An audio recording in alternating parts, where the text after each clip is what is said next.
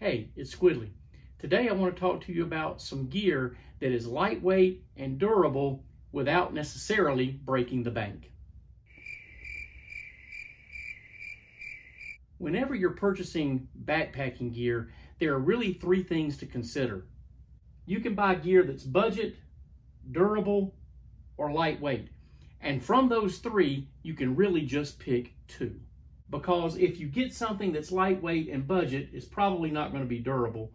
If you get something that's budget and durable, it's probably not going to be lightweight. And if you get something that's lightweight and durable, it's probably not going to be budget. And so a lot of backpackers on YouTube, and I think rightfully, catch a little bit of criticism for only promoting gear that's down here on this line. It's the most lightweight and durable gear that you can get, and is not at all budget friendly.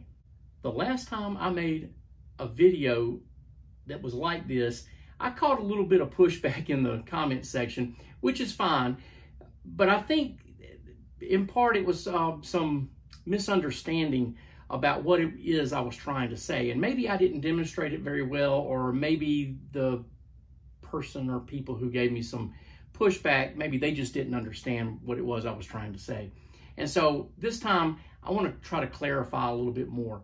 The really high-end, non-budget friendly gear that a lot of backpackers on YouTube promote and use, that gear is down here. It's lightweight and it's durable, but there's nothing budget about it. And so if you try to include these two variables, lightweight and durable, and try to make it a little bit more budget friendly, because you're trying to add budget friendliness to the mix, it's going to pull this line up here. And so it pulls it away from being as lightweight. It pulls it away from being as durable in order to make it a little bit more budget. And so the stuff that I'm talking about today might be more of up here on this curve that gets away from being so lightweight and durable. So the stuff I'm going to show you is not perfectly lightweight. It's not perfectly durable. These are not the highest end, best pieces of gear that you can possibly find. But these are good pieces of gear that are functional, that are a little bit more budget friendly. For years now, Dyneema has been the gold standard, not just in quality, but also in price, of fabrics for making high-end backpacking gear. But recently there have been several fabrics that have come on that are just as lightweight, or nearly so, and sometimes half the price of Dyneema. Now that's not to say that these are super cheap pieces of gear, but in comparison to Dyneema, they are absolutely budget friendly. And so just as an example, one piece of gear that I have is the from Etowah Gear. It's a tarp made of the TNT Ultra material. Off the top of my head, I do not remember the specs for either price or what it weighs, but this is the 8x10 tarp. I've used it a couple of times now. It is really lightweight and it's durable. Again, I've used it a couple of times, totally waterproof, great piece of gear for really about half what you would pay for Dyneema. Another material that's come to be really popular in the backpacking community is titanium, because titanium is a very durable metal. This is not like aluminum, where if you are too rough with aluminum, you're going to dent it or crush it and make it just nearly where you can't use it, or it'll crack and it'll break.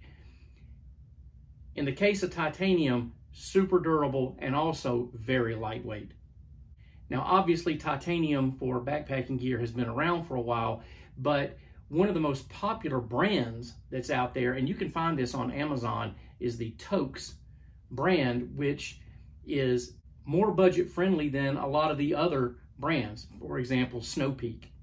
Now that's not to say there's anything at all wrong with Snow Peak, and probably there are people watching this video that are fans of Snow Peak and would never consider another brand over it, and that's fine.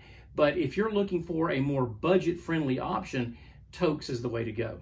I've been using the Toaks 750 milliliter pot now for a few years, and I'm not looking back. This is the perfect size and the perfect piece of gear for what I use it for. And again, on our triangle, this is lightweight, it is very durable, and it's a little bit more budget, which puts it more toward the center of this triangle.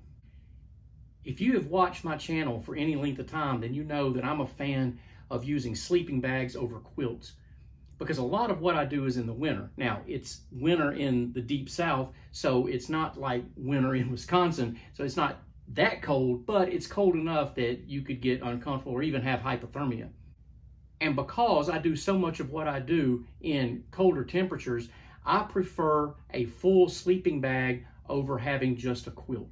And you might ask, okay, why is that?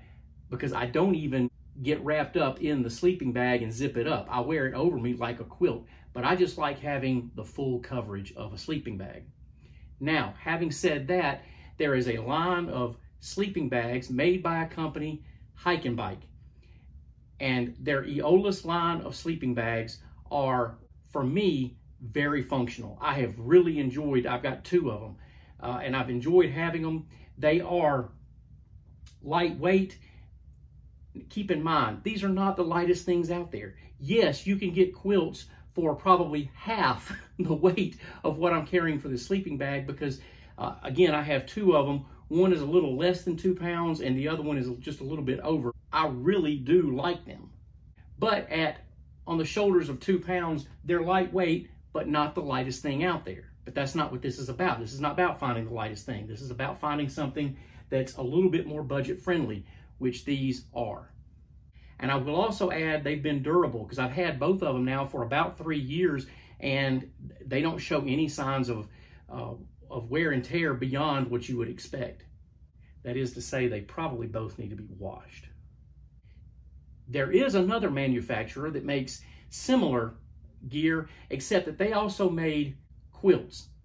And the fill power is, as I recall, about the same. The weights were comparable. And again, the price is at a budget price, and that was Parea Outdoors. If I were going to buy a quilt and do it with a little bit of budget friendliness in mind, I would probably go with the Parea Outdoor quilts. Just as a side note, I have 2 kids in college. I can't spend what I would really like to on all of my gear because it all goes to them. All of it. Everything. On this channel, I've also talked about a Hike and Bike tent that I have, but that's not a tent that I would include in this conversation because it's budget friendly. It has proven to be durable, but it's more over here. It's about as far from lightweight as you can get for a 1-person tent. It's not lightweight at all. But having said that, when I was looking online at the Parea quilts, I also looked at their tents, and their tents tend to be a little bit budget friendly, but a little bit more toward the lightweight option. Okay, that's all I have for today, and I would invite you to go into the comments and let's finish fleshing this out and have a conversation about it. But if you go in there to have a conversation saying that any of these products are not budget, but also perfectly lightweight and durable, save it. I already know. It's not even worth having a conversation. I will just thank you for commenting and let that be it. But if you want to have a conversation about some additional brands or additional products that are lightweight, durable, and a little bit more budget friendly, then absolutely, let's have that conversation. Okay, thanks for watching, and I'll see you on the next one.